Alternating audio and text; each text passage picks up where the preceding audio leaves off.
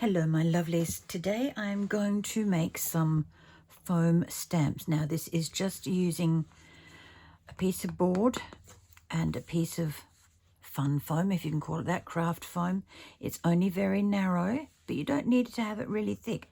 That was badly cut on my behalf there, but it's okay because that won't show. Now my little ruler is here.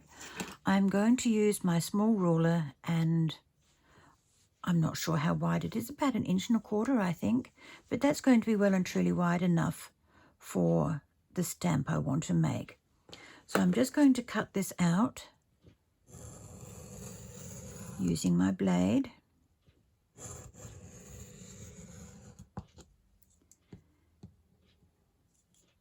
I had a feeling it wasn't going to do that little corner. Now this I can have left over for more stamps, which I might do in a moment or not. But I thought I made some the other day and I'm not real happy with my buttons. They've turned out a little bit wonky. That's okay for some things, but other things I like to have my buttons fairly good. But this is just a lip gloss. Care Deep, oh, it's an Avon one, it's an old one. It still works. So I'm going to use this as my initial stamp shape. Just grind it on and push it all the way down, right down deep.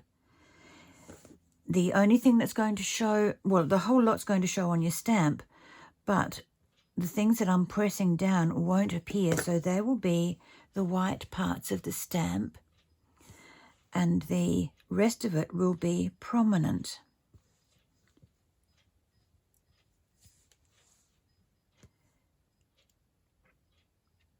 If you want to have the whole background of the stamp up, well, down, you've got to press all of this in using an empty biro, which I don't have.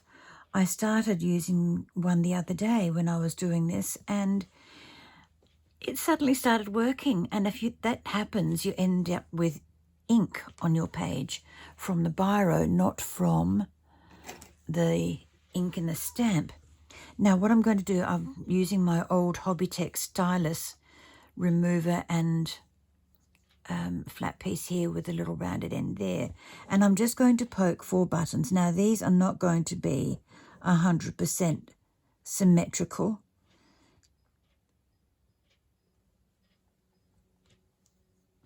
You have to be careful when you're doing these not to press down using your fingernails. Just use the flat of your finger, otherwise the fingernail marks are going to show on your stamp. And I wasn't paying attention when I put that one down, so that's a little bit wonky.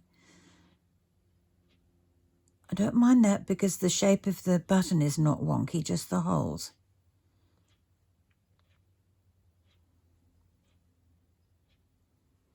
That's a little bit better. It's a bit off center, so we'll try and make it better with this next one.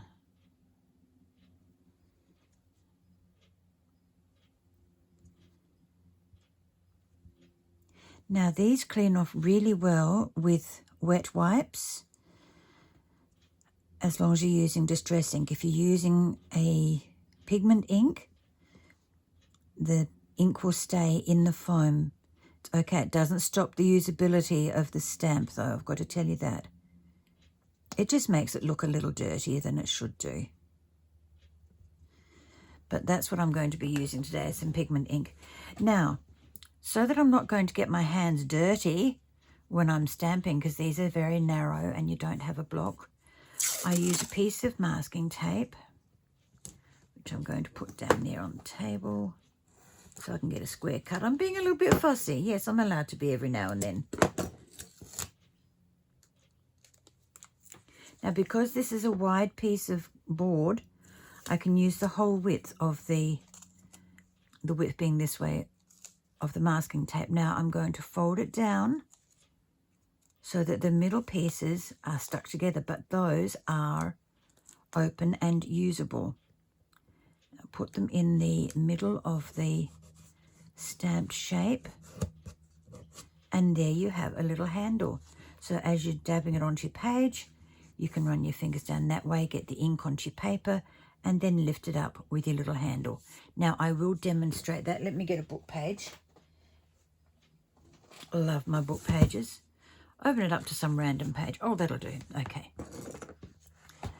Now, getting out my...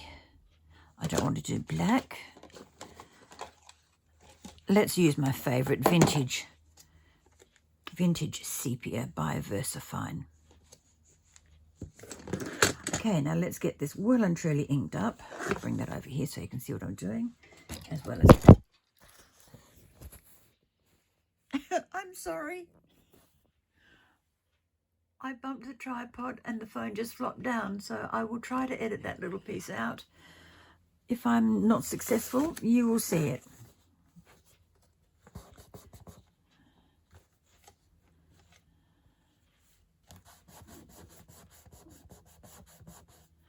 That was most unfortunate.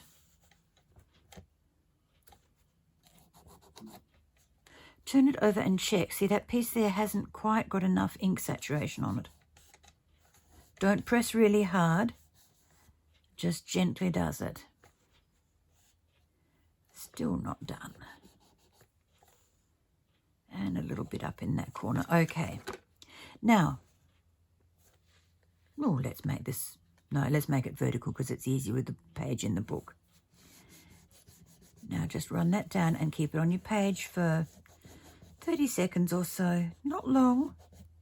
Just long enough to let the ink seep into this old book page. And there you have it. Buttons with a lovely white border, the holes that you can sew through if you so desire, and the stamp. Now let's see if I can get the cloth off it. No, white ones, wet ones. Put down my package. Get one out. I use the cheapest brand possible with these wet ones because they're only going into the bin.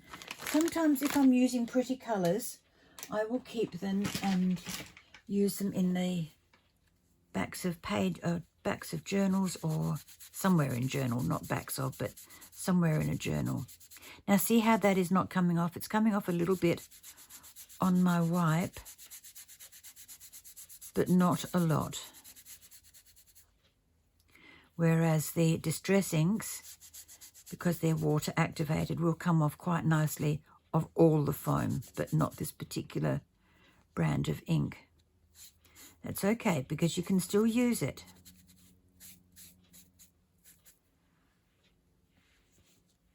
All right, and this is what I mean about using pretty inks. Let me just swap these over.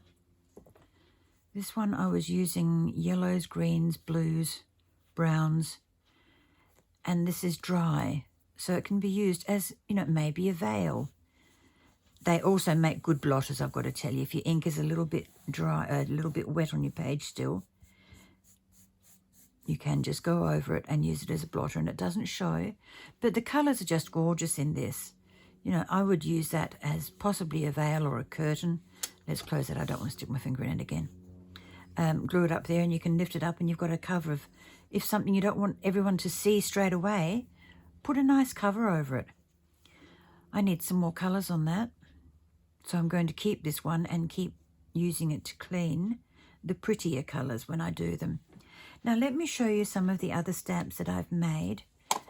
And I've stamped out a few pages back further on top of my stencils. See here? Now I've got a little container here out of one of my larger containers. This is one that comes in a big case, and you've got all these little containers in here. So I've got a piece of cardboard in here to separate my layers, and these are some that I made. These are the buttons. Now see how clean that is in comparison to this? Okay, this is red and this is pink, but the comparison is there. Distress ink as opposed to pigment ink. And using the same lip gloss, we better put the top on so I don't dry out my lip gloss. I've made this stamp and it's come out really well. That's this one here. And actually that used Memento ink. Did I use Memento for that? No, I did use the Distress. So, but that's that shape there, just gone over with the the lip gloss. There are a lot more. I've done a lot of these stamps over the years. This is the first time I've actually put them in a container that I've seen where I can see them straight up. Otherwise, I've just thrown them into a box and I've got to go scrabbling. So when I find that little box, I'm going to go through and sort it out like this.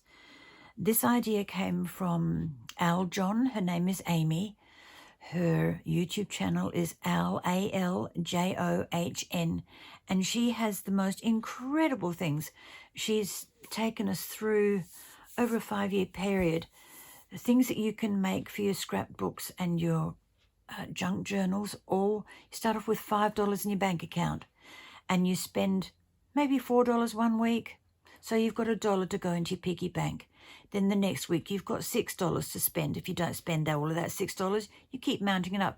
And she's mounted up enough to buy, over a 12-month to 2-year period, she's bought enough or saved enough to buy things like heat tools and other things that are a little bit more expensive. But because you're saving over that time, you've got the money there, and it's really quite amazing. But this is the sort of thing that she does. She makes ink pads out of kitchen sponges. You've got to watch this woman. She is just so inventive. It is amazing. But this was a little key that I had in a box, and it only just took the shape, the basic shape. So I went over it with my little stylus and dotted all the way around.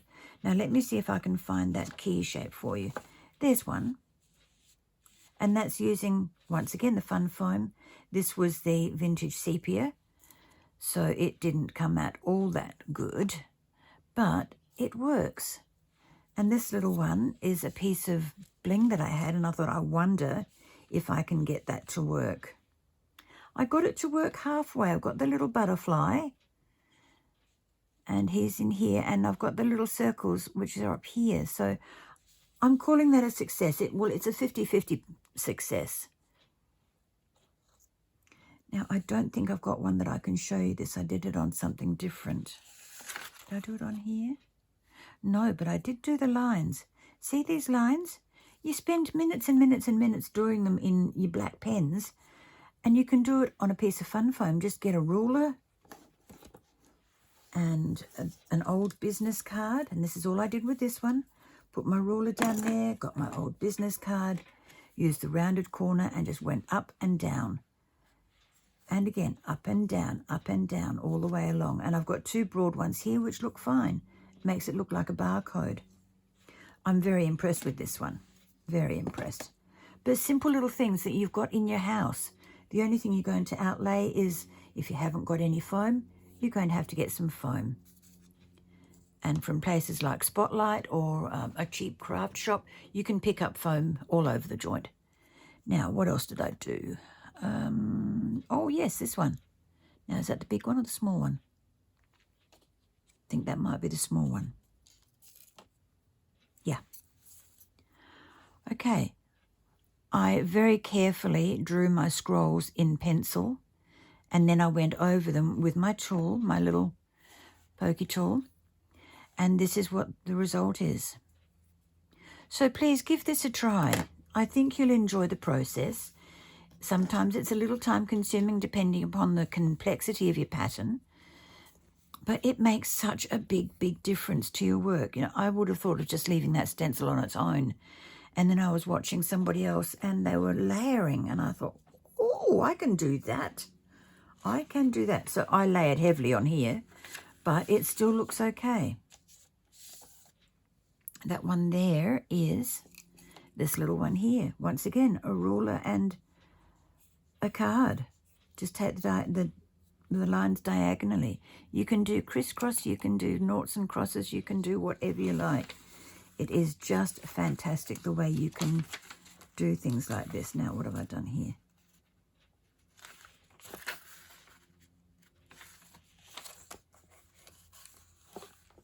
This is another one I did. I did little crosses using the flat end of my tool. And if you've got a pair of scissors, you can do it with that too. Whatever you've got that's nice and flat and sharp, even a palette knife. If you, just reaching over to get one, if you use your palette knife, you can make something similar. I'm going to go down the other end.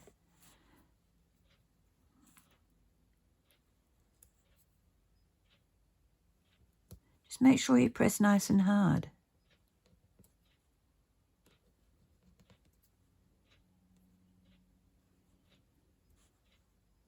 So it's really very, very simple, folks. It really is. And I've had so much fun. See, something like that. And then to get your crisscross or your zigzag, just the side. In, down. I'm moving this instead of moving my hand. It's a little better for me. So, you know, you've got something that's unique. Something that nobody else is going to have unless they copy your exact patterns. And even then it's going to be different because nobody can do the same thing exactly the same as you, exactly the same way. Let's use this little stamp again, using this end because it's just that little bit different to the top one. And I'll use black.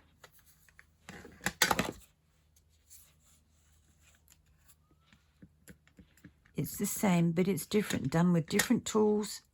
Yeah, that's good. See, even where I left the ink that way, it's given me a little bit of extra pattern.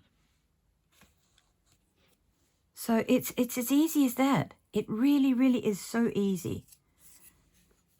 So please try it out. If you like it, you might never know what you're going to find yourself doing. Now, this is black, so it's not going to come off a lot. Coming off a little, but not a lot. You do have to clean these up fairly quickly when you've finished using them. Oh, that's coming off quite well. Wonder why the vintage sepia doesn't do that. Oh, I'm a bit grumpy. No, I'm not. I'm having you on there. Okay, that's going in the bin because I'm not going to save that one. Okay, so that's how easy it is, folks. It really, really is so simple to do. So give it a try. Let me know how you go. I would love to hear. And if you could, go and check out Amy's channel. She is an absolute delight to watch and to listen to. And she has got some fantastic ideas. Now I'm going to close that down. Yes, I know I've got the little piece of... This one's a toughie. It doesn't like to close. And I don't know how to correct it. I will work on that one day. One day, not today. I've got lots of other things I want to do. Okay, let's get my little blotter in here. It won't show up the black, so I'm not overly worried. No, it's not showing. Oh, it is a little bit, but you're not going to notice that. And that way I can close my book and put it back over where I had it before. And thank you all very, very much for watching. I'd love to know if you do these stamps yourself. Please let me know. And I will catch up with you in the next time. Take care, keep crafting and keep smiling. Bye-bye.